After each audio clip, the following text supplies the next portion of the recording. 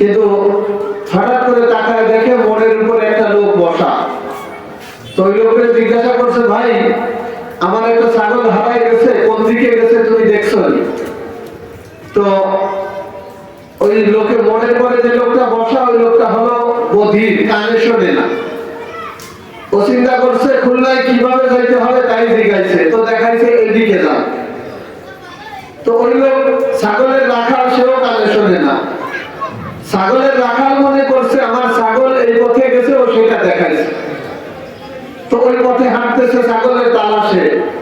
মোড়ের উপরে বসা লোকটা কি ওরে ছাগলের পথ দেখাইছে না খুলনায় যাওয়ার পথ দেখাইছে? ও যে খুলনায় যাওয়ার পথ দেখাইছে, রাখাল কি তা বুঝছে? বোঝে নাই। হাঁটতেছে হাঁটতেছে কাকতালীয় ভাবে কিছু দূর যাওয়ার পরে ছাগল পেয়ে গেছে। এখন ওই লোক আবার ফিরে আসছে, এসে বলতেছে, ভাই ছাগল তো হারাই গেছিল, তোমার মালিক, তোমার দেখানো পথে আমি হারানো ছাগল ফিরে পাইছি। আমার মালিক অনেক বড় দানবীর, এই ছাগল তোমাকে দিয়ে দিলে আমাকে কিছুই বলবে না, এই ছাগলটা তোমারে দিয়ে দিলাম। ঘটনাক্রমে ওই পথে বসা লোকটা ও মনে করছে, ও বলতেছে, আমার এই ছাগলের পা তুই লোলা করছিস, আমার ছাগল কেন লোলা করছিস জবাব দে।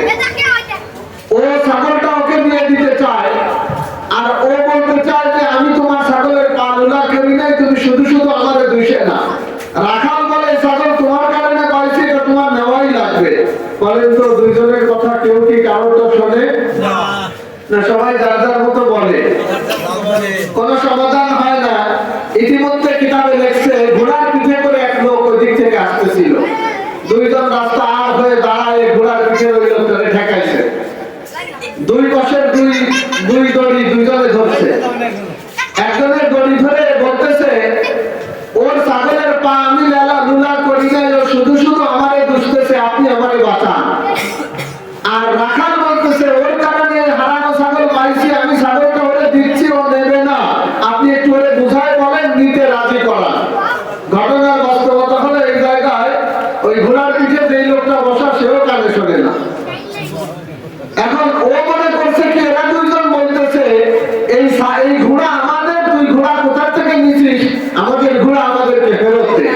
এখন ও বলতেছে, ভাই এই ঘোড়া আমি তোমাদের ঘোড়া চুরি টুরি করি নাই, চুরি যদি করে থাকে করছে আমার শ্বশুর, কারণ এই ঘোড়া যৌতুক হিসেবে আমাকে দিছে আমার শ্বশুর।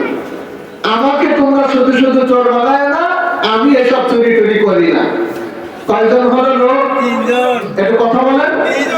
কেউ কি কারোরটা শোনে না? রাখাল বলে, আমি ওর ছাগল দেবো, নেবে না, আপনি একটু বুঝান। পথিক বলে, আমি ওর ছাগলের পা লুলা করি না, শুধু শুধু আমারে দুষতেছে, আপনি আমারে বাঁচান। ঘোড়াওয়ালা বলে, ঘোড়া আমার চুরি করে না, চুরি করলে আমার শ্বশুর করছে, আমি এই চুরির অপবাদ নিতে পারবো না, তোমরা আমারে শুধু শুধু ভেজাল করে না। কয়জন লোক? কেউ কি কারোরটা শোনে না? তিনজনে মিলে কোনো সমাধান না পেয়ে এলাকার মাতবারের কাছে চলে গেছে। যে বলতেছে, মাতবার সাহেব, রাখাল বলতেছে, আমি ওর ছাগলটা দিচ্ছি, ও নেবে না, আপনি একটু বুঝায় নিতে রাজি করান। ও বলতেছে, বিশ্বাস করেন ওর ছাগলের পা আমি ল্যাংড়া করি নাই, শুধু শুধু আমারে দুষতেছে, আপনি আমারে বাঁচান। ঘোড়াওয়ালা বলতেছে, ওরা দুইজন আমারে বিনা প্রমাণে চোর বলতেছে, ঘোড়া আমি চুরি করি নাই, আপনি আমারে বাঁচান। ঘটনার বাস্তবতা হলে এই জায়গায় ওই এলাকার মাতবার, সেও কানে শোনে না। লোক কয়জন হলো? মাতবারের আবার আর একটা ঘটনা ঘটছে। আগের দিন তার উপর রাগ করে তার স্ত্রী তার বাড়ি থেকে বেরোয় বাপের বাড়ি চলে গেছে।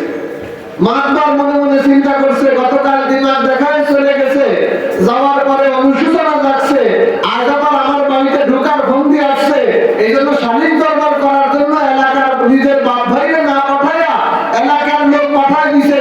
মাতবার বলতেছে, যতই দেন দরবার করেন, আমি একজন মাতবার মানুষ, আমার মুখে চুনকালি দিয়ে যেই বউ একবার ঘর থেকে বের হয়েছে, ওই বউকে আমি আর ঘরে তুলব না, ওকে 3 তালাক।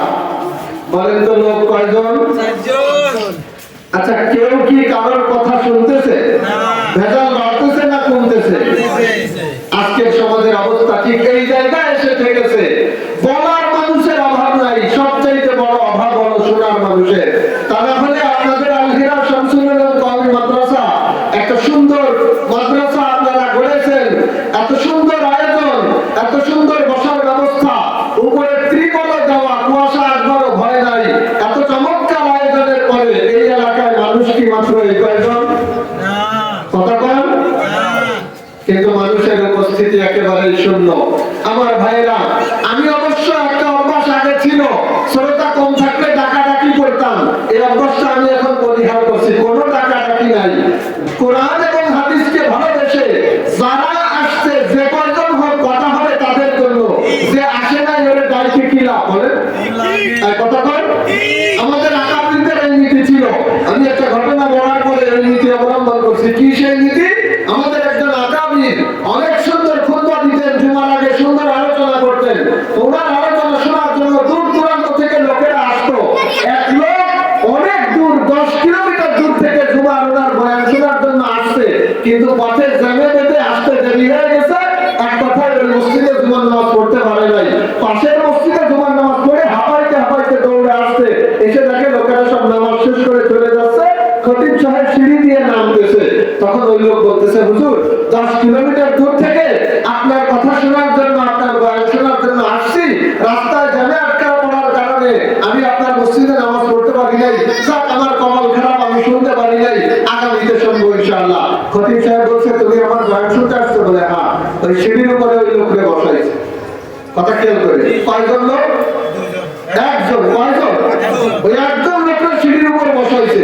বসায় বলতেছে, তুমি আমার বয়ান শোনার জন্য এত কষ্ট করে এত দূর থেকে আসছো, তুমি এখানে বসো, জুমার আগে 40 মিনিট আমি যা যা বয়ান করছি হুবহু তাই তোমার এখানে শোনাবো। সুবহানাল্লাহ বলে। দেখছেন কি অবস্থা? শ্রোতা কয়জন? একজন। একটু কথা বল বাবা। একজন পুরো জুমার বয়ান আমার রিপিট করে শোনাইছে। এই ছিল আমাদের আকাবিরদের চরিত্র। এজন্য লোক সংখ্যা যা হোক, অল্প 2-4 জন যা আসছেন, কোনো ডাকাডাকি নাই, কথা হবে আপনাদের উদ্দেশ্যে। কিছু কথা বলবো? একটু কথা বলেন। আমার বাজানরা লক্ষ্য করেন, আমি কোরআন শরীফ খুলে নিয়েছি। আল কোরআনুল কারীমের সবচেয়ে বড় সূরা, সূরার নাম সূরা বাকারা। কি নাম বলে? সূরা বাকারা। আমি আজকের আলোচ্য বিষয় ঠিক করেছি, এই সূরাকে সূরা বাকারা নামে নামকরণ করার নেপথ্যের ঘটনা খেয়াল করে। কেন এই সূরার নাম সূরা বাকারা হলো? বাকারা সম্পর্কীয় সংশ্লিষ্ট ঘটনাটা কি, সেই সম্পর্কে সরাসরি কোরআন থেকে পড়ে পড়ে ঘটনাটা আপনাদেরকে শোনাইতে চাই। আমার বাজানরা লক্ষ্য করেন, বনি ইসরাঈল হযরত মূসা আলাইহিস সালামের উম্মত। মূসা আলাইহিস সালামের জামানায় বনি ইসরাঈলদের মধ্যে এক লোক ছিল, অনেক বড় ধনী লোক। কিন্তু ওই লোকটার ব্যাপারে বর্ণনায় 2 রকম আসছে। এক বর্ণনায় আসছে লোকটা ছিল নিঃসন্তান, কোন সন্তান হয় না। আমাদের সমাজেও এমন দম্পতি পাওয়া যায় কি যায় না? বিয়ের বয়স 25 বছর 20 বছর হয়ে গেছে, কোনো ছেলে মেয়ে হয় না, এমনটা হয় কি হয় না? ছেলে মেয়ে না হইলে ছেলে মেয়ে হওয়ার আশায় মান্যত হবে খানজেরির মাজার, তাই? আচ্ছা বলেন তো, খানজাহান আলী রহমাতুল্লাহ আলাইহির কি কাউকে সন্তান দেওয়ার ক্ষমতা আছে? সন্তান দেওয়ার ক্ষমতা কার? আরো জোরে বলেন কার? আল্লাহ যাকে ইচ্ছা সন্তান দান করেন, যাকে ইচ্ছা দেন না, যাকে ছেলে দেন, যাকে ইচ্ছা মেয়ে দেন, কাউকে আবার ছেলে মেয়ে একসাথে দেন। এক কথায় ছেলে হবে না মেয়ে হবে, আদৌ হবে না কি হবে না, এটার সিদ্ধান্ত কার? ইয়াহাবু লিমান ইয়াশাউ ইনাতা ওয়া ইয়াহাবু লিমান ইয়াশাউ যুকুর ওয়া ইউযাওবিজুহুম যুকরানান ওয়া ইনাতা ওয়া ইয়াজআলু মান ইয়াশাউ আকীমা। আল্লাহ তাআলা বলেন, দুনিয়ার মানুষেরা কন্যা সন্তান আমি যাকে ইচ্ছা তাকে কন্যা সন্তান দান করি, আমার ইচ্ছা হলে আমি ছেলে সন্তান দান করি, আমার ইচ্ছা হলে ছেলে মেয়ের মিশ্রণ ঘটায় যুগল সন্তান আমি আল্লাহ দান করি। আবার আমি আল্লাহর ইচ্ছা হলে আমি কোন দম্পতিকে চিরতরে নিঃসন্তান বানিয়ে দেই। ক্ষমতা কার? আল্লাহর। অতএব সন্তান না বলে চাইতে হবে আল্লাহ তাআলার কাছে। কোন অবস্থাতেই সন্তানের দাবি নিয়ে খানজেরির দরগায় মান্যত মানা যাবে না। নিঃসন্তান বনি ইসরাঈল কোন সন্তান হয় না। আরেক বর্ণনায় আছে সন্তান হয়েছিল মাত্র একটা মেয়ে সন্তান, কোন ছেলে সন্তান নাই। এখন আমার বাজানরা, লোকটা অনেক ধনী, টাকা পয়সার মালিক। আমাদের সমাজেও এখনো দেখা যায় অনেকের টাকা পয়সা তো দূরের কথা, একটু মাথা গুঁজার জন্য 2 কাঠা ভিটাও নাই, অন্যের জমিতে অনুমতি নিয়ে কোনো মতে উদ্বস্ত হিসেবে বাস করে, আছে না নাই? কিন্তু সন্তান বছরে বছরে একটা সাপ্লাই দেয়, সন্তান 10টা হয় কি হয় না? আবার কোটি টাকার মালিক, বিল্ডিং বাড়াখানা, প্রাসাদ, গাড়ি বাড়ি, কোনো কিছুর অভাব নাই। 30 বছর হয়ে গেছে, বিয়ে করছে, বাচ্চা কাচ্চা হয় না। এক পর্যায়ে নিরুপায় হয়ে অন্য কারোর সন্তানকে দত্তক নিয়ে এসে লালন পালন করে, হয় কি হয় না? কারোর সম্পদ খাওয়ার লোক নাই, কারোর খাওয়ার জন্য লোক আছে, কিন্তু খাওয়ার জিনিস নাই। খেলা কার? আমার আল্লাহর খেলা। ওই লোকটার কোনো সন্তান হয় না, আমি খুব সংক্ষেপে ইশার আগেই শেষ করে দেব। কোনো সন্তান হয়নি, অথবা একটা মেয়ে সন্তান হয়েছে, কিন্তু লোকটার একটা ভাই বিটা ছিল, ভাতিজা ছিল, একটা ভাইয়ের ছেলে ছিল। ওই ভাইয়ের ছেলের মনে মনে টার্গেট, আমার চাচার সন্তান নেই, অথবা আছে একটা মেয়ে, যদি ছেলে না থাকে শুধু মেয়ে থাকে, তাহলে ওর সম্পদ সম্পদের পরিক্রমা এক পর্যায়ে গিয়ে ভাই বিটা পেতে পারে কি পারে না? কথা বল। আমি বলে ভাবে কেমনে ছেলে মেয়ে আছে, ছেলে নাই, এমন কোটিপতি আমাদের এলাকায় আছে। ভাই বিটারা, ভাইরা, অন্যরা আফসা পাবে বলে সব মেয়ের নামে লিখে দিয়ে যায়, আছে না নাই? এই কথা বল, আছে না নাই? আছে না? না না বাজান, আপনি আপনার মেয়েকে সব লিখে দিয়ে গেলেন, তার মানে আপনার সম্পদে যারা আল্লাহর আইনে পাবে তাদেরকে আপনি বঞ্চিত করলেন। মিশকাত শরীফ প্রথম খণ্ডের শেষ নম্বর হাদিস, নবী আমার আপনার সম্পর্কে বলেন, মান কতা আমিরা তাওয়ারিসিহি কতা আল্লাহু মিরাসাহু মিনাল জান্নাহ। যে ব্যক্তি দুনিয়াতে তার পাওনাদারের মিরাসকে লিখে দিয়ে না পাওয়ার ব্যবস্থা করে দিয়ে যাবে, তার পাওনাদারকে ঠকাবে, পাওনাদারকে বঞ্চিত করবে, এক কথায় পাওনাদার যাতে না পায় এমন ব্যবস্থা যে করে যাবে, ওই ব্যক্তির জান্নাতের মালিকানা আমার আল্লাহ কেটে দেবে। আমরা মরার পরে কোথায় যাব?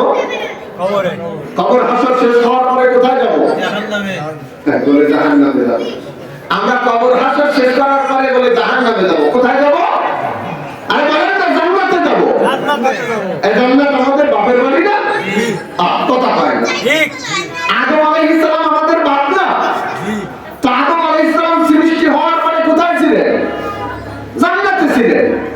তারপরে না গাছ খাওয়া, গাছের ফল খাওয়ার কারণে একটা পর্যায়ে গিয়ে দুনিয়াতে আসছেন, কিন্তু আগে ছিলেন কোথায়? জান্নাতে। তো জান্নাত তো আমাদের বাপের বাড়ি। ইনশাআল্লাহ আমরা মরার পরে কবর হাসর মিজান ফুলসিরাত শেষ করার পরে আল্লাহ চাহে তো আমরা ইনশাআল্লাহ জান্নাতে যাব। বলেন ইনশাআল্লাহ। ইনশাআল্লাহ। বলেন না ইনশাআল্লাহ। ইনশাআল্লাহ। এখন জান্নাত আমার আপনার মুমিনদের বাপের বাড়ি, মুসলমানের বাপের বাড়ি। ও দোস্ত, পৈতৃক সূত্রে আপনি জান্নাতের মালিকানা পেয়ে বসে আছেন, কিন্তু আপনি যদি আপনার ভাতিজা পেয়ে যাবে, আপনার ভাই পেয়ে যাবে, আপনার আত্মীয়রা পেয়ে যাবে, এই ভয়ে আপনার সব সম্পদ মেয়েদের নামে লিখে দিয়ে যান। মুহাম্মদুর রাসূলুল্লাহ সাল্লাল্লাহু আলাইহি ওয়াসাল্লাম বলেন, এই জঘন্য কাজ যেই ব্যক্তি করবে, মনে রাখবা পৈতৃক সূত্রে প্রাপ্ত জান্নাতের মালিকানা থেকে আল্লাহ তাআলা ওই ব্যক্তির নামটা কেটে দেবে।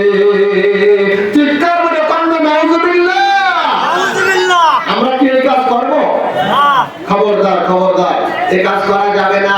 এখন বনি ইসরাইলের লোকের হয় কোনো সন্তান নেই, নতুবা তার আছে একটা মেয়ে। এখন বাকিটা চিন্তা করে, আমার চাচার তো কোটি কোটি টাকার সম্পদ, আমার চাচা মারা গেলেই বাকিটা হিসেবে উত্তরাধিকার সূত্রে এই সম্পদের আমি একটা অংশের মালিক হব। কিন্তু বুড়োর দান তো কই বছর দান, ওটা তো মরে না। কি করা যায়, কি করা যায়? সম্পদের মালিকানার নিশায় দ্রুত মালিক হতে হবে। এই নিশায় বাকিরা এবার পরিকল্পনা আসছে, চাচাকে খুন করবে। চাচাকে যেই পরিকল্পনা সেই কাজ, চাচাকে খুন করে পাশের গ্রামের এক পুকুরের পানি লাশ ফেলে দিয়ে আসবে। এখন সকালবেলায় ওই ভাতিজা চিৎকার করে আর বলে, হায় হায়, নিঃসন্তান আমার এই চাচাকে নির্মম ভাবে কারা হত্যা করলো। ভাতিজা হিসাবে আমি চাচার হত্যার বিচার চাই, আমি আমার চাচার হত্যার বিচার চাই। বলেন তো খুন কে করছে? ও নিজে। কথা কি আপনারা বোঝেন না? খুন কে করছে? সকালবেলা বিচার কে চায়? খুনি। যেই খুন করছে সেই কি চায়? আমাদের দেশে এমন চক্রান্ত হয় কি হয় না? আমি জানি আপনারা বলবেন না কথা, আপনারা আমার মেলা দূরের লোক নাই, দিঘলিয়া একটু নদীর উপরে গেলেই 13 খাতা। আপনাদের এই দিঘলিয়া 13 খাতার লোকের স্বভাব আমার জানা আছে। আমি আমার এলাকার একটা ঘটনা বলি। এলাকার একজনের সাথে প্রভাবশালী একজনের দ্বন্দ্ব হয়েছে। তা ভালো কথা মন্দ কথা যে যা পারে বলছে, বলার পরে এখন ওই প্রভাবশালীর রাগ মিটতেছে না। ও আমাকে কেন বেশি কথা বললো, ওকে সাহায্য করতে হবে। এখন কথা তো শুধু মুখে বলা বলি কইছে, কি দিয়ে সাহায্য করবে? আস্তে করে নিজের মাথায় নিজে লাঠি দিয়ে বাড়ি দিয়ে মাথা ভাড়ায় রাখতো, মাথায় নিয়ে থানায় যায়। ওই ভাতিজার নামে, ভাইয়ের স্বাস্থ্য ভাইয়ের নামে মামলা দিয়ে আসছে। মাথা কে ঘটাইছে? মামলা দিছে স্বাস্থ্য ভাইয়ের নামে। এরকম পবিত্র খবর তো এলাকার মানুষের নাই আছে, মানে এরকম দরবেশ বহু পাওয়া যাবে। আল্লাহু আকবার। রাতের বেলা খুন করেছে সাসারে ভাতিজা নিজে, সকালবেলা এবার ভাতিজাই এখন খুনের বিচার চায়। জামানার নবী হযরত মুসা আলাইহিস সালাম বলেন, জামানার নবী ভাতিজা মুসা আলাইহিস সালামের কাছে বিচার নিয়ে গেছে। মুসা আলাইহিস সালাম জিজ্ঞাসা করে, এই খুনের কুলু সম্পর্কে তোমার কি ধারণা? তুমি কি কাউকে সন্দেহ করো নাকি? ভাতিজা বলে, লাশ যে এলাকায় পাওয়া গেছে আমি তাদেরকে সন্দেহ করি, সম্ভবত তারাই আমার চাচাকে খুন করেছে। কাজ লাগি গেল কিনা? এলাকার লোকদেরকে মুসা ডাকছে, তোমরা কেউ খুন করেছো কিনা? এলাকার লোকেরা বলে, সি আমরা কেন খুন করতে যাব? খুন করা তো দূরের কথা, আমাদের তো সম্পর্কে টোটালি কোনো ধারণাই নাই। এখন কি খুনি বের করা লাগবে না? লাগবে। মুসা আলাইহিস সালাম সাধারণ মানুষ না নবী? আল্লাহর সাথে যোগাযোগ আছে না নাই? মুসা আলাইহিস সালাম আল্লাহর দ্বারস্থ হয়ে গেলেন। ও আল্লাহ, এলাকায় খুনের ঘটনা ঘটছে, খুনিকে চিহ্নিত করা লাগবে। ওয়ারিস যারা আছে তারা খুনি চিহ্নিত করার দাবি করছে। আল্লাহ, তুমি আমাকে খুনি বের করার পদ্ধতি বলে দাও। বলেন তো, দুনিয়ার কেউ জানা জানে, তা জানে কে?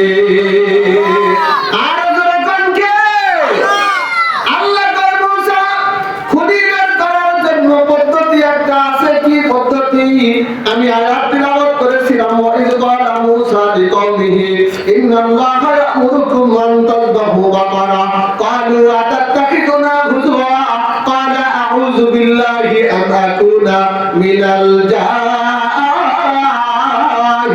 জাহিলিন। আল্লাহু আকবার। আল্লাহ রাব্বুল আলামিন বলেন, ও মূসা, তুমি তোমার সম্প্রদায়ের লোকদেরকে বলে দাও, এই খুনের কুলু যদি উদ্ঘাটন করতে হয়, খুনি যদি চিহ্নিত করতে হয়, খুনি যদি বের করতে হয়, পদ্ধতি হলো একটা গরু জবাই করতে হবে। গরু জবাই করে ওই গরুর গোশত নিহত ব্যক্তির গায়ের সাথে লাগায় দিলে নিহত ব্যক্তি নিজেই আবার জীবিত হয়ে কে খুন করেছে নামটা সেই বলে দিয়ে যাবে। মরাকে জীবিত করার ক্ষমতা বলেন তো আমার আল্লাহর আছে না নাই? আছে না? আমার আল্লাহ পারে কি পারে না? পারে, আল্লাহ পারে। দুনিয়ার কেউ না পারে, তা পারেন আমার আল্লাহ। মুসা আলাইহিস সালাম এবার সম্প্রদায়ের লোকদেরকে, বংশের লোকদেরকে ডেকে বলতেছে, ও আমার বংশের লোকেরা, খুনের রহস্য উদ্ঘাটনের জন্য, খুনিকে চিহ্নিত করার জন্য আল্লাহ তাআলা তোমাদেরকে একটা গরু জবাই করতে বলেছে। এই কথা যখন হযরত মূসা আলাইহিস সালাম বলছে, ওরা কয় আমরা চাই খুনি বের করতে, তুমি কও গরু জবাই করতে। এটা কি আমাদের সাথে এক প্রকার তামাশা নয়? এখন তো খুনি উদ্ঘাটনের সাথে গরু জবাই দেখা দৃষ্টিতে কোনো সম্পর্ক আছে? কথা কয় না, এমনি লোক নাই। তারপরে যদি আপনারা একটু মুখটা খুলে নাচ করা কঠিন হবে। কিন্তু খুনিকে এটা বাইর করার জন্য গরু জবাইয়ের সাথে কি এর কোনো দেখা দৃষ্টিতে কোনো সম্পর্ক আছে? কিন্তু আমার আল্লাহ চাইলে সম্পর্ক বানায় দিতে পারে না? পারে না? পারে না? ওরা বলে মুসা লাগবে খুঁটি বের করা, তুমি কম গরু জবাই করতে, তুমি কি আমাদের সাথে ঠাট্টা করো নাকি? মুসা আলাইহিস সালাম বলেন, ও আমার উম্মতেরা শোনো, প্রশ্নের সাথে মিল নাই এমন উদ্ভট উত্তর দেওয়া, এটার নাম হলো ঠাট্টা। ঠাট্টা করা এটা সাধারণ মানুষের সাথে গেলেও নবীরা কখনো উম্মতের সাথে ঠাট্টা করে না। আউযু বিল্লাহি আন আকুনা মিনাল জাহিলিন, আমি আমার আল্লাহর কাছে আশ্রয় প্রার্থনা করছি, খবরদার আমি নবী হয়ে তোমাদের সাথে ঠাট্টা করতেছি না। ওরা মুসলমান, ওরা মুমিন, ওরা ইহুদি, ওরা মুসা আলাইহিস সালামের উপর ঈমান আনে না। ওদের বুঝে আসেনি কোন উদ্ঘাটনের জন্য গরু জবাইয়ের কি সম্পর্ক, বিষয়টা ওরা বুঝতে পারেনি। কিন্তু তারপরেও যখন মুসা বলছে আমি তোমাদের সাথে ঠাট্টা করতেছি না, তখন ওরা বুঝে আসুক আর না আসুক মেনে নিয়েছে। ওরা বলল, ও মুসা, তুমি যখন বলছো নিশ্চয় আল্লাহর পক্ষ থেকে আদিষ্ট হয়ে বলছো, ঠিক আছে, গরু জবাই করলে খুনের রহস্য উদ্ঘাটন হতে পারে, আমরা মেনে নিলাম। বুঝে আসুক আর না আসুক আমরা মেনে নিলাম। কিন্তু মুসা, আমাদের এখানে কিছু কথা আছে। ওই যে বনি ইসরাইল, দেখেন ওরা কি বলে। বনি ইসরাইলের আবার মুসাকে বলতেছে, ও মুসা, তোমার আল্লাহর কাছে জিজ্ঞাসা করো। ও মুসা, ক্বালু দু'লানা রাব্বাকা ইউবাইয়্যিন লানা মা হিয়া, ক্বালা ইন্নাহু ইয়াকুলু ইন্নাহা বাকারাতুন লা ফারিদুন ওয়া লা বিকরুন আওয়ানুন বাইনা যালিকা ফাফআলু মা তু'মারুন। ওরা এবার বলে, ও মুসা, আল্লাহ তো গাভী জবাই করতে বলেছে, কিন্তু গাভীটা কেমন হবে বিষয়টা তো আমাদের কাছে স্পষ্ট না। তোমার আল্লাহকে একটু জিজ্ঞাসা করো কোন ধরনের গরু আমরা জবাই করব। মুসা আলাইহিস সালাম আল্লাহর কাছে জিজ্ঞাসা করে, রব্বুল আলামিন, ওরা জানতে চেয়েছে কোন ধরনের গরু জবাই করবে। ও আল্লাহ, তুমি একটু বলে দাও কেমন গরু জবাই করবে। আল্লাহ তাআলা পরের আয়াতে বলে দিলেন, ও মুসা, ওদেরকে বলে দাও একেবারে বকনা বয়সের গাভীও হবে না, আবার বৃদ্ধা বয়সের একেবারে বয়স্কা গরুও হবে না, বরং বকনা আর বয়স্কা গাভী দুইটার মাঝখানের মধ্যবর্তী বয়সের একটা গরু যেন তারা জবাই করে দেয়। মুসা আলাইহিস সালামের কাছে ওরা এবার বলে, ও মুসা, বুঝতে পারলাম মধ্য বয়সের গরু, কিন্তু এরপরেও আমরা বুঝতে পারলাম না কেমন গরু হবে। ক্বালু দু'লানা রাব্বাকা ইউবাইয়্যিন লানা মা লাউনুহা, ক্বালা ইন্নাহু ইয়াকুলু ইন্নাহা বাকারাতুন সাফরা ফাকিহুন লাউনুহা তাসুররুন নাযিরিন। আপনাদের বুঝতে অসুবিধা হচ্ছে? আমার সময় স্বল্প, আলোচনা শেষ করতে হবে, তাই আমি একেবারে সাংবাদিকদের মতো পড়ে যাচ্ছি। বাকি বুঝতে কি আপনাদের অসুবিধা হচ্ছে? কথা বোঝা যাচ্ছে না? খেয়াল করেন, ওরা এবার প্রশ্ন করছে, মুসা, তোমার আল্লাহকে একটু জিজ্ঞাসা করো, ওই গরু যে আমরা জবাই করব, ওই গরুর গায়ের রংটা কেমন হবে। আল্লাহ মুসা আলাইহিস সালাম আল্লাহর কাছে জিজ্ঞাসা করে, আল্লাহ, ওরা জানতে চায় কেমন রঙের গরু জবাই করবে। আল্লাহ তাআলা এবার আয়াত নাযিল করে দিলেন। আল্লাহ তাআলা বললেন, বাকারাতুন সাফরা, গোল্ডেন কাউ হতে হবে, সোনালী কালারের গরু হতে হবে।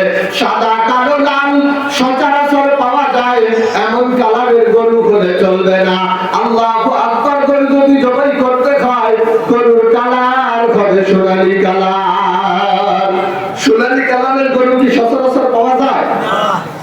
বলেন তো, প্রশ্ন করার দ্বারা বিষয়টা কঠিন হচ্ছে না সহজ হচ্ছে? কথা কম না, কঠিন হচ্ছে না সহজ হচ্ছে? একবারে সহজ হচ্ছে, কঠিন হচ্ছে। যত প্রশ্ন করবেন তত কঠিন হবে, এটা প্রশ্নের বৈশিষ্ট্য। আর এখন তো ওরে প্রশ্নের প্রশ্ন। আমি একদিন বাড়ি যাচ্ছি, মোটরসাইকেল চালায়, আমার মোটরসাইকেল থামাইছি, থামালাম, তাই মুফতি সাহেব মোটরসাইকেলের নাম আমার সম্পর্কে এলাকার ভাই, বড় ভাই, তুমি তুমি করে বলে, নামো, নামছি, সাইডে আসো, গেছি। আমি বলে, না জানি কি যেন গুরুত্বপূর্ণ বিষয়, এভাবে একেবারে নামায় টামায় কাছে নিয়ে যার বাড়ি কাছে, ফিরাউনের দাদার নাম কি? জোরে বলেন সুবহানাল্লাহ। আবার সুবহানাল্লাহ চিন্তা করে বারবার আচ্ছা বলেন তো, ফিরাউনের দাদার নাম এ তো নামাজ পড়তে গেলেই লাগে, কতক্ষণ না রমজান মাস আসছে সামনে, রোজা রাখতে গেলেই লাগবে না? আচ্ছা দান সৎকার করতে গেলেই লাগবে না? এই জায়গা যখন মাহফিলে ঢুকছেন, গেটের তো ফিরাউনের দাদার নাম বলে বলে ঢুকাই আছে, ওয়ার কি কোনো জায়গায় লাগে? কি প্রশ্ন বলে মুমিন কেন এই জাতীয় উদ্ভট প্রশ্ন করবে? আমি চিন্তা করলাম ওরা উত্তর দেওয়ার আগে সাইজ করা লাগবে। আমি কোনো উত্তর না দিয়ে বললাম যে ভাই তুমি ওই সূরা ফাতিহা আলহামদুলিল্লাহ সূরাটা আমার একটু বলে শোনাও দি। আমি কাছে প্রশ্ন করলাম কি আর তুমি কইলা কি? আচ্ছা আপনারা বলতো আলহামদুলিল্লাহ সূরা নামাজ পড়তে গেলে লাগে না? লাগে। কোরআন তেলাওয়াত করতে গেলে পড়া লাগবে না? লাগবে। রমজান মাসে লাগবে না? লাগবে। রমজানের বাইরে লাগবে না? লাগবে। তা যা লাগবে সেটা শোনাও, ওইটা যদি ঠিকঠাক থাকে তারপরে ফিরাউনের বাপের নামে সিস্টেম করে আনিয়ে দিবানি। তা এখন বসে তো নজর নেই, মুখস্থ করতে গেলে কি ওজু লাগে? আমি বললাম না ওজু লাগবে না, তুমি বড় তাই তো মানে একসময় দেওয়া যাবে না। আমি বলে তুমি ফিরাউনের দাদার নাম পরে করবানি, তুমি বারবানা বলে ভেসাইলে। আমি বলছি তুমিও তো বারবানা বলে এই কায়দায় চলে গেলে। এক কথা কর আলেমদেরকে সামনে দেখলে তো উচিত ছিল জড়ায় ধরা, হুজুর আমার ফাতিহা সূরাটা ঠিক আছে কিনা আমি একটু বইটা শোনাই, ভুল থাকলে আপনি একটু ঠিক করে দিয়ে যান, কারণ এটা নামাজে অশুদ্ধ বললে নামাজ হবে না। এক কথা কর না, ওই প্রশ্ন নাই। ও আমাদের জিজ্ঞাসা ফিরাউনের দাদার নাম কি? আমি তারপরে বিদায় দেওয়ার সময় বললাম কি তুমি যদি বয়সে বড় না হইতে এই প্রশ্ন করার সাথে সাথে ঠাস করে তোমার মুখেটা চল লাগাই দিতাম, কিন্তু আজকে গেছি তুমি হলো বয়সে বড়। এরকম উদ্ভট প্রশ্ন করে না করে না? কত প্রশ্ন তত কঠিন। আল্লাহ এবার বলে দিছে ও মুসা তোমার উম্মতকে বলে দাও তারা যেন গোল্ডেন কালারের সোনালী কালারের একটা গাভী দই করে। এবার তারা কি বলে দেখো, এরপরে ওরা বলতেছে ক্বালু দু'লানা রাব্বাকা ইউবাইয়িন লানা মা হিয়া ইন্নাল বাকারা তাশাবাহা আলাইনা ওয়া ইন্না ইনশাআল্লাহু লামুহতাদুন। ওরা এবার বলতেছে ও মুসা এরপরে আমরা ক্লিয়ার হতে পারিনি কোন ধরনের গাভী দই করব, আর একটু ব্যাখ্যা করে বলতে বলো, এবার আমরা বুঝে ফেলবো, এরপরে আমরা জবাই করে ফেলবো।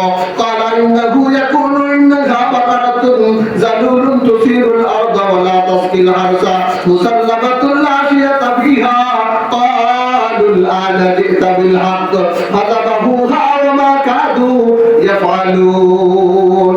এবার আল্লাহ তাআলা বলে দিলেন ও মুসা তোমার উম্মতকে বলে দাও তারা এমন একটা গাভী জবাই করবে সেই গাভীটা পানি সেচন কাজেও ব্যবহার হয় নাই, হাল চাষের কাজেও ব্যবহার হয় নাই। মুরব্বীরা কথা বলেন এক সময় গরু দিয়ে হাল চাষ হতো কি হতো না? যুবকরা বুঝবে না, তরুণরা বুঝবে না, ছেলে মেয়েরা বুঝবে না, কারণ এখনকার ছেলে মেয়েরা এইটা ছাড়া আর কিছু বোঝে না। কথা বল হায় হায়, এই মোবাইল সমাজটাকে ধ্বংস করে দিছে। মোবাইলের পিছনে মানুষ যেভাবে সময় ব্যয় করতেছে আমরা বললে তো আপনাদের ভালো লাগে না। মোবাইলের যিনি আবিষ্কারক তিনি একদিন আফসোস করে বলতেছেন আমি যদি জানতাম এই যন্ত্র আবিষ্কার করার পরে দুনিয়ার মানুষ এটার পিছনে এভাবে সময় ব্যয় করবে, আমি যদি এটা আগে বুঝতাম তাহলে আমি এই যন্ত্র আবিষ্কার করতাম না। আমি একদিন রাস্তা দিয়ে যাচ্ছি, এখন এই রাস্তার পাশে কয়েকটা যুবক ছেড়ে ফেলে বসা এরকম করতেছে, আমি কেন আমি কি ব্যাপার ওরা এইগুলো করে কি মারামারি আসছে, ওরা এদিক ওদিক টাকায় দিয়ে কোনো মারামারি টারি না, কিন্তু ওরা করিয়ে যাচ্ছে। পরে আমি তো জানি না, আমি একটু দাঁড়ালাম দেখি করতে কেউ করতেছে, আমি তো সবাই ওই যে ওরা কি করে ফ্রি ফায়ার খেলতেছে। আচ্ছা অন্ত ফ্রি ফায়ার যদি খেলেও ওর ভিতরে যা হচ্ছে ও ধপধপ করলে কি তার কোনো পরিবর্তন হবে? ওই ভিতরেরটা কি ওর কথা শোনার কোনো যোগ্যতা আছে? ওর কথা অনুযায়ী সেটার কি কোনো হেরফের হবে? ওকে আইলো করুন ধপধপ করে ধরাই দিচ্ছিস। এই ছেলেগুলো এইগুলো করতে করতে এখন বিয়ে করছে 22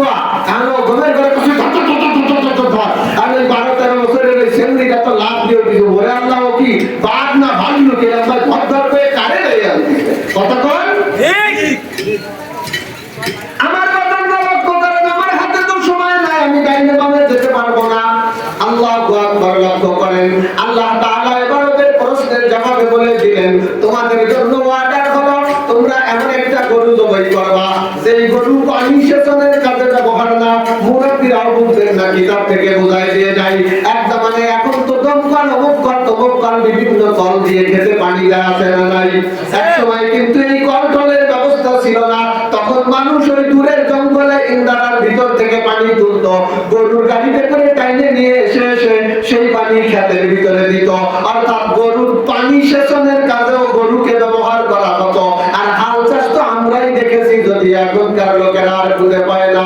আল্লাহ বলে দিলেন ও মুসা তোমার উম্মতকে বলে দাও এমন একটা গাভী জবাই করতে হবে যেই গাভী দিয়ে হাল চাষও করা হয় নাই পানিও টানা হয় নাই এক কথায় গাভীর গায়ে কোনো দাগ থাকতে পারবে না সম্পূর্ণ নিখুঁত একটা গাভী তাদেরকে জবাই করতে হবে ওরা এই পর্যন্ত বলার পরে এবার বলছে এখন বুঝছি কেমন গরু জবাই করা লাগবে এইবার আল্লাহ বর্ণিত এই কোয়ালিটির গরু সারা এলাকায় খুঁজে কোথাও পায় না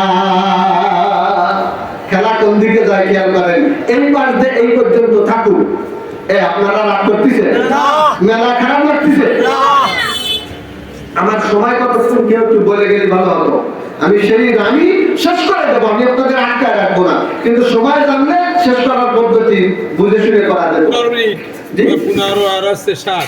নামাজ কয়টা সেটা 8টা 8টা তাহলে ওই পর্যন্ত তো যাবো মাশাআল্লাহ তাহলে এখনো 20 মিনিট আছে চলবে কিছুক্ষণ আপনারা কি রাগ করতেছেন না আপনারা লোক সংখ্যায় কম বেশি যা হন না হন আমি কি আপনাদেরকে অবহেলা করছি আমি আমার কথা শুরু করি নাই আল্লাহকে খুশি করার জন্য একটা তাকবীর লিল্লাহি তাকবীর বলেন না লিল্লাহি তাকবীর আরে আমি লিল্লাহি তাকবীর করে আপনারা আল্লাহু আকবার করবেন না তাও বুঝে নাই কোয়ালে আসলাম লিল্লাহি তাকবীর আল্লাহ লিল্লাহি তাকবীর মাশাআল্লাহ লোক কম বেশি এরকম লোক দিয়ে ওয়াজ করা যায় ঘটনা এই পাশ যে এই পর্যন্ত থাকুক এবার খেয়াল করেন কোন দিকে যায় যুবক তোমাকে লক্ষ্য করতে হবে রে যুবক ও যুবক আমার আল্লাহ কোন জায়গা দিয়ে কারে কেমনে দেয়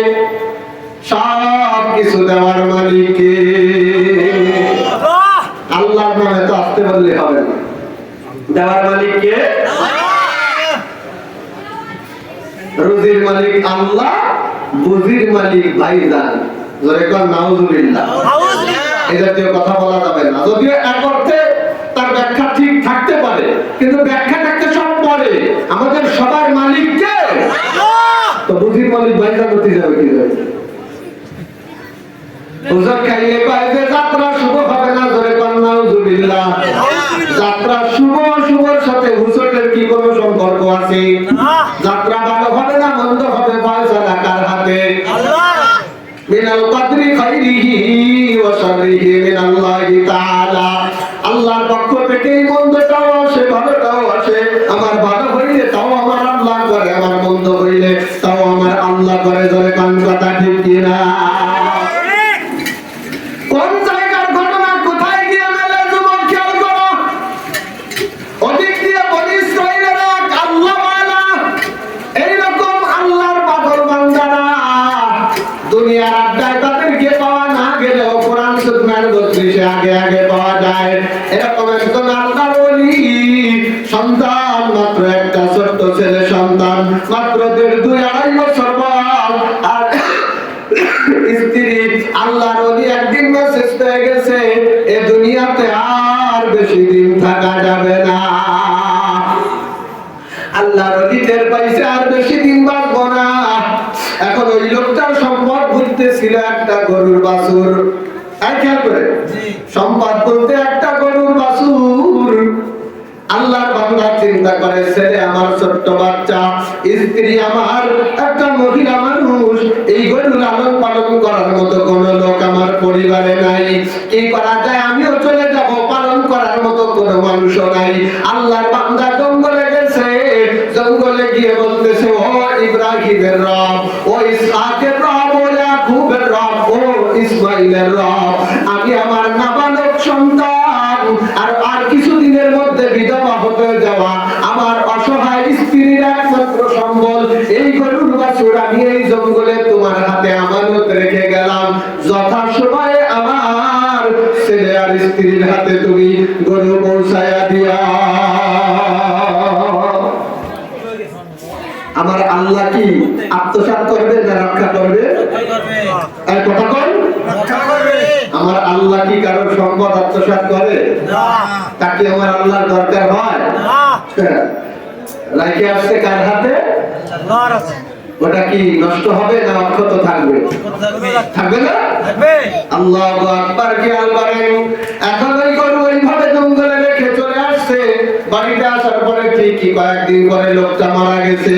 মারা যাওয়ার আগে ঘটনা খুলে স্ত্রীকে বলে গেছে, আমি জঙ্গলে গরু রেখে আসছি, যেই মালিকের জিম্মায় রেখে আসছি ওই মালিক আমার সন্তানের সম্পদ নষ্ট করবে না। তুমি আমার বাচ্চার দিকে খেয়াল রাখিও, আমার বাচ্চা বড় হইলে ওকে গরু নিয়ে আসতে বলল। তুমি আমার বাচ্চার যত্ন দিও, আমি আমার বাচ্চার জন্য দুনিয়াতে শুধুমাত্র তোমাকে রেখে গেলাম। তুমি আমার বাচ্চাকে অবহেলা করো না, আমার বাচ্চার দিকে খেয়াল রাখিও। এখন একটা কথা মনে পড়ে গেছে, বিধবা নারীরা এখন এতিম সন্তানের প্রতি খেয়াল রাখা তো দূরের কথা, মজাক করে মুরব্বীরা বলতো, স্বামী মারা গেছে, স্ত্রী যায় কবরের উপরে বাতাস যায়, লোকেরা দেখে আর বলে, দেখো লোক মহিলাটা কত ভালো, জীবদ্দশায় স্বামীর খেদমত করেছে তো করেছে, এখন মরা স্বামীর কবরে বাতাস দিয়ে মরা স্বামীরও খেদমত করে। মহিলারা একেবারে কপাল পোড়ার দল, তোরা বুঝবি না, আমি তো কবরে স্বামীর খেদমতের জন্য বাতাস দেই না। আমি মাসলা শুনেছি, কবরের মাটি না শুকাইলে আর এক জায়গায় দিয়ে বসা যায় না, বাতাস দিয়ে তাড়াতাড়ি মাটি শুকাবার ব্যবস্থা করি। বর্তমান সমাজের অবস্থা এরকম কি না? কথা কর, মরার আগে ঠিক করা হয়ে যায় যে এরপরে কোন ধারে ধরবো। কথা কর, মহিলা আল্লাহ মালিক, মা যদি ভালো হয় সন্তান ভালো হয়। মহিলাও আল্লাহ মালিক, মহিলা স্বামীকে ওয়াদা দিছে, আপনি চলে যাচ্ছেন যান, আপনার সন্তানকে আমি দেখে রাখবো, আপনার কোনো টেনশন নাই, কোনো চিন্তা নাই। আল্লাহু আকবার। চলতেছিল তো চলতেছিল, এক পর্যায়ে যখন বড় হলো, ওই সন্তান যখন বড় হয়েছে, তখন ওই সন্তান পেশা হিসেবে কাঠুরিয়ার পেশা বেছে নিয়েছে। জঙ্গলে যাইতো, কাঠ কেটে এনে বাজারে বিক্রি করতো, কাঠ বিক্রি করার টাকায় যা হতো সেই টাকা দিয়ে মা আর নিজের সংসার চালাতো। কিন্তু তাফসীরে বুখারীর ভিতরে রওয়ায়াত আছে, আল্লাহর নবী বলেন, ওই যুবক তার কাঠ কেটে ইনকাম করা টাকা সমান 3 ভাগ করে দিত। কয় ভাগ? 3 ভাগ। এই কথা কন, 3 ভাগ। আপনারা কি রাগ করতেছে? একেবারে বেমানান লাগতেছে না? মোটামুটি চলে, মোটামুটি চলে বলে। খেয়াল করেন, ওই কাঠ বেচা টাকা কয় ভাগ? 1 নম্বর ভাগ নিজের পকেট খরচ, 2 নম্বর ভাগ সংসারের খরচ, 2 নম্বর ভাগ আল্লাহর রাস্তায় দান, 3 নম্বর ভাগ মার পকেট খরচ। আজকের সমাজে সবচাইতে বড় অবহেলার পাত্র হলো এই বৃদ্ধ বাবারা, সবচাইতে বড় অবহেলার পাত্রী হলো সংসারে বেঁচে থাকা বৃদ্ধা মা। কথা ঠিক কিনা? আল্লাহু আকবার, আল্লাহু আকবার কাবীরা। ও যুবক, তোমাকে বোঝার জন্য বলি, কাচারি ঘরে থাকা ওই বৃদ্ধ বাবাকে পুষ মাস মাসের এই শীতের রাত্রে অবহেলা করিও না। রান্নাঘরের ভিতরে জায়গা দেওয়া গর্ভধারী নিয়ে মাকে অবহেলা করিও না। থাকতে কদর করো, সইলা গেলে কান্দাও পাইবা না। মা বাবার কদর করলে কি লাভ হয় সেই দিকেই আলোচনা নিয়ে যাচ্ছি। মা চলে যাওয়ার পরে যুবক কান্দে আর বলে, একটু দাঁড়াও মায়ের দেখিও গ্রামবাসী, একটু দাঁড়াও মায়ের দেখি, সাদা কাপড় পরায়া খাটে বাইরে শুয়াইয়া, মায়ের তোমরা কই যাইতাছো লইয়া গ্রামবাসী, একটু দাঁড়াও মায়ের দেখি।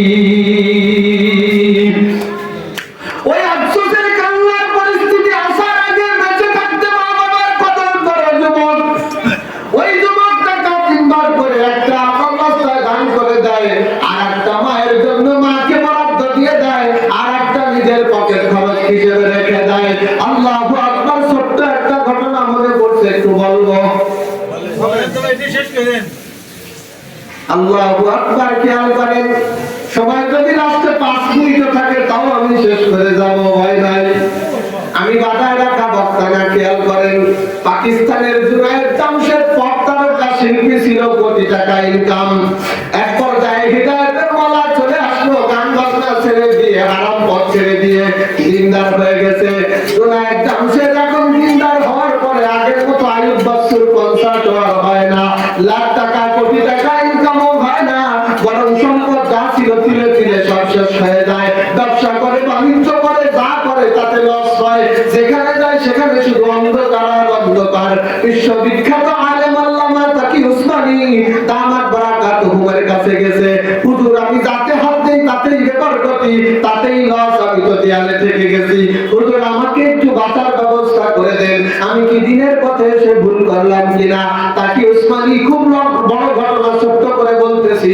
তাকি উসমানী ডাক দিয়ে বলে, তুমি যদি তোমার ভবিষ্যৎ উজ্জ্বল দেখতে চাও, তুমি যদি লসের হাত থেকে বাঁচতে চাও, তুমি যদি হারানো সেই জৌলুস ফিরে পেতে চাও, তোমাকে একটা কাজ করতে হবে। তোমরা ব্যবসায়ী কয়জন? তাই আমরা 2 বন্ধু।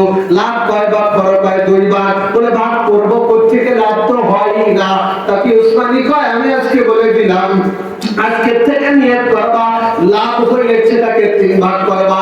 1 ভাগ বন্ধুরে দিবা, 1 ভাগ তুমি নিবা, আর 1 ভাগ আমার আল্লাহকে দিবা।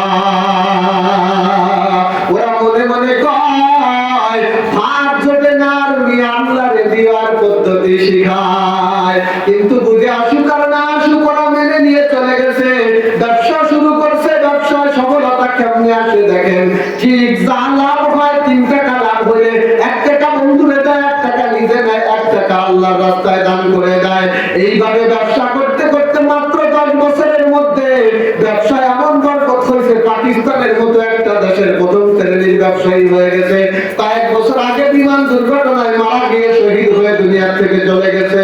আমার আল্লাহকে দিলে আমার আল্লাহ আপনাকে দিতে পারে না? পারে না? কথা বল। এবার আমি মূল ঘটনায় চলে আসি। মুসা আলাইহিস সালামের গলা গরু জবাই করবে। এখন ওই যুবক তো বাপের রেখে দেওয়া আমানত এখনো জঙ্গলে আছে। যুবক কাঠ কেটে সংসার চালায়। এক পর্যায়ে একদিন মা ডাক দিয়ে বলতেছে, সন্তান, তোমার একটা আমানত সম্পদ তোমার আব্বা জঙ্গলে রেখে এসেছিল, তুমি জঙ্গলে যাও, যে মুসা ইব্রাহিমের রব, ইসহাকের রব, ইয়াকুবের রব, ইসমাইলের রব বলে ডাক দাও। ডাক দিলে জঙ্গলের গরু তোমার কাছে চলে আসবে। আল্লাহু আকবার বলেন। আল্লাহু আকবার। দেখে মায়ের পরামর্শে যুবক জঙ্গলে চলে গেছে। যে বলতেছে ইসহাকের রব, ইয়াকুবের রব, ইসমাইলের রব, ইব্রাহিমের রব, কয়েক বছর আগে রেখে যাওয়া আমার আব্বার আমানত আমার হাতে ফেরত দাও। যেই না আওয়াজ দিছে, জঙ্গলের ভিতর থেকে গরু দৌড়ে এসে মালিকের সামনে হাজির। সুবহানাল্লাহ। যে গায়ের আওয়াজ, তাতে আর বাধায় ছুঁয়ে যাওয়াই লাগবে। আর চিৎকার করে করলাম সুবহানাল্লাহ। বেটি গরু সুবহানাল্লাহ। বাবি কি নিষেধ করে দিছে? ওই যে জোরে মুখে কথাই কমান। হুজুর আজ করতেছে সব বুঝে দে টান। আজ করতেছে আজকে সমাজে সব বউয়ের কথায় উঠে আর বসে। এই যে কইছে সব বুঝে হুজুর আজ করতেছে সরতা সব উঠে যায় সব। চোখ খুলে দেখে সামনে সরতা একজন। কইছে যারা উঠে গেছে সব বউয়ের গোলাম, এই একটাই মাইছি যে বউয়ের গোলাম না, তাই বসে আছে। ওকার হুজুর থামে নেওয়ার কথা আছে। কি কথা? আমি যখন বাড়িতে অশুদ্ধি আইছি তখন বউ কয়ে দিছে, সব যদি চলে যায় তুমি একা শেষ মোনাজাত পর্যন্ত থাকবা। মোনাজাত না দিয়ে যদি বাড়ি আসো তাহলে বাড়ি আসতে কিন্তু ছুটি দেবো না। তাই আমি বসে গেছি। বুঝছেন? যখন সুবহানাল্লাহ গরু সামনে হাজির। আল্লাহু আকবার কাবীরা। গরু নিয়ে বাড়ি চলে গেছে। কিছুদিন লালন পালন করার পরে এবার মা বলতেছে, আমি খুব সংক্ষেপে, আমার সময় আছে আর মাত্র 10 মিনিট, খেয়াল করেন। মা বলতেছে, বাবা তুমি উঠতি বয়সের যুবক মানুষ, সারাদিন তুমি মাঠে জঙ্গলে কাঠ কাটো, বাজারে কাঠ বিক্রি করো, রাতের বেলা তুমি তাহাজ্জুদের মুসাল্লায় দাঁড়িয়ে নামাজ আদায় করো। দিনে পরিশ্রম আর রাতে তাহাজ্জুদ তোমার জন্য কষ্টের হয়ে যাচ্ছে। আসছে, বাবা তুমি যাও বাজারে গিয়ে এই গরুটা বিক্রি করো, গরু বিক্রি করা টাকা দিয়ে ব্যবসা বাণিজ্য করে খাবা, তাহলে তোমার কষ্ট কম ভাবে চলতে সুবিধা হবে। মা ছেলেকে বাজারে পাঠায় দিছে কন্ডিশনারটা, মা বলে দিছে এই গরু বিক্রি করবার 3 টাকায়, তবে ক্রেতার সাথে যখন চুক্তি ফাইনাল হবে দৌড়ে বাড়িতে এসে আমার অনুমতি দিবা, আমার অনুমতি ছাড়া কিন্তু গরু বিক্রি করবা না। খেলা কোন দিকে গড়ায় কোন দিকে যায় মেলে খেয়াল করেন। আল্লাহু আকবার কাবীরা। মায়ের পরামর্শে ছেলে বাজারে গরু নিয়ে গেছে, গরু নিয়ে যাওয়ার পরে 3 টাকা দাম চাইছে, দাম চাওয়ার পরে কে যেন একজন ক্রেতা এসে বলতেছে আমি তোমার গরুর দাম দেব 6 টাকা। কয় টাকা? 6 টাকা। আচ্ছা বলেন তো দাম চাইছে কয় টাকা? 3 টাকা। তাহলে যা চাইছে তার চেয়ে কম বললো না বেশি বললো? আর আমাদের চরিত্র হলো ভুলে ভুলে যদি কোন ব্যক্তি বাজারে কোনো কিছু দাম কম চাইয়ে ফেলে তো রুশ ফিরে আসার আগে তাড়াতাড়ি নিয়ে দৌড়ে সাইডে সার কথা কয় ওদের ঢুকে গেল, ওই চিন্তা আমাদের নাই। আমরা মাইরে খেয়ে করছি না, আপনি আমি ঠকাচ্ছি তার চিন্তা যেরকম সুবহানাল্লাহ মাইরে খেয়ে কোন হচ্ছে না এতেও বলে সুবহানাল্লাহ। আমার বাজানরা খেয়াল করেন, দাম কিন্তু 3 টাকার পরিবর্তে 6 টাকা বলছে, কিন্তু শর্ত একটা জোড়ায় দিছে এখনই গরু দিতে হবে, তোমার মাকে বলা যাবে না। আল্লাহু আকবার কাবীরা। যুবক গরু বিক্রি করে নাই, বাড়ি চলে আসছে, বাড়ি আসার পরে ঘটনা ঘুরে বলতেছে মা 3 টাকা চেয়েছিলাম 6 টাকা বলেছে, কিন্তু তোমাকে জানানো যাবে না এই শর্ত দিছে, এর জন্য আমি গরু বিক্রি করি নাই। পরের হাতে মা আবার গরু পাঠায় দিছে, আজকে মা বলে দিছে বিক্রি করবা 6 টাকায়, কিন্তু কথা ওই একটা ক্রেতার সাথে দাম ফাইনাল হওয়ার পরে আমাকে না জানায়া বিক্রি করতে পারবা না। বুঝতেছেন? আল্লাহু আকবার। লোকটা বাজারে চলে গেছে, আজও ক্রেতা একজন আসছে, দাম চাইছে 6 টাকা, আজকে ক্রেতা বলে দেব 12 টাকা, কিন্তু আজকের শর্ত হলো বাড়িও যাওয়া যাবে না, মাকেও জানানো যাবে না।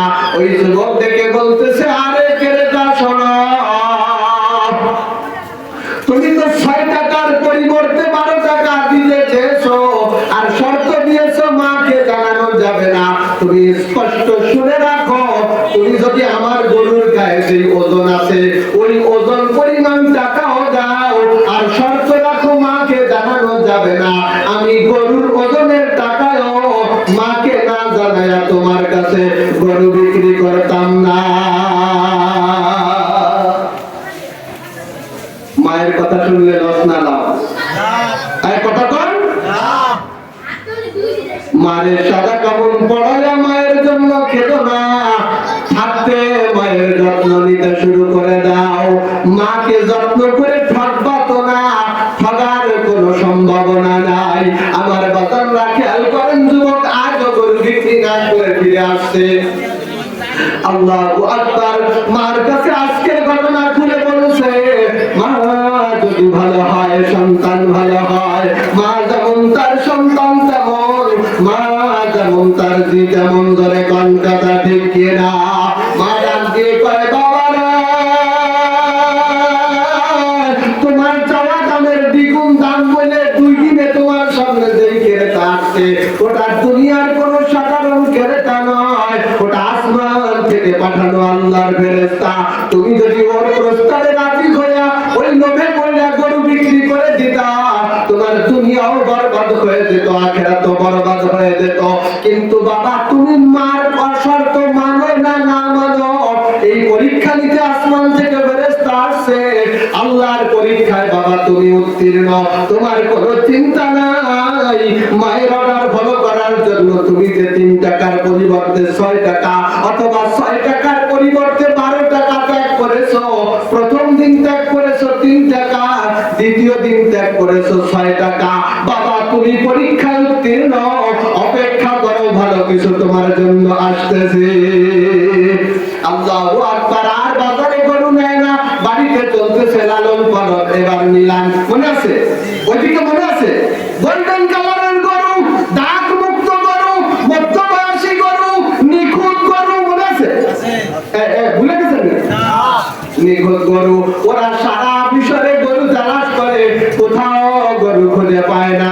খুঁজতে খুঁজতে এই বাড়িতে আসছে, আসার পরে ওরা দেখে সোনালী কালারের গরু, নিখুঁত গরু, গোল্ডেন কালারের গরু, দাগ মুক্ত গরু, হাল চাষে ব্যবহার হয়নি এমন গরু, পানি সেচনে ব্যবহার হয়নি এমন গরু, মধ্যবয়সী গরু। এক কথায় আল্লাহ যেই যেই কোয়ালিটির গরু জবাই করতে বলেছে, ওরা এসে দেখে সেই সব কোয়ালিটি এই গরুর ভিতরে হাজির। এখন ওরা কয়, ও ভাই গরুটা কি বিক্রি করবানি? বলে হ্যাঁ করবো। বলে তোমরা দাম ছেড়ো না, আমরা একটা দাম তোমাকে অফার করতেছি, দেখো সেই দামে দিবা কি দিবা না। গরুর মালিককে দাম চাইতে যায় নাই, ক্রেতারা নিজেদের থেকে দাম বলছে। কি দাম? কি দাম? মায়ের কথা শুনলে কি আসে একটু খেয়াল করো যুবক। দাম হলো এই দাম। ওরা অফার করেছে, আমরা সারা মিশর খুঁজে এই কোয়ালিটির গরু কোথাও পাইনি। আমাদের তো এই গরু না বলে খুনের রহস্য উদ্ঘাটন হবে না। গরু আমাদের চাই চাই, আমরা এই গরু নিব। বিনিময়ে আমরা গরুর জবাই করার পরে গরুর গায়ের থেকে চামড়া খসাবো, পুরো চামড়া দিয়ে আস্তে একটা ব্যাগ বানাবো।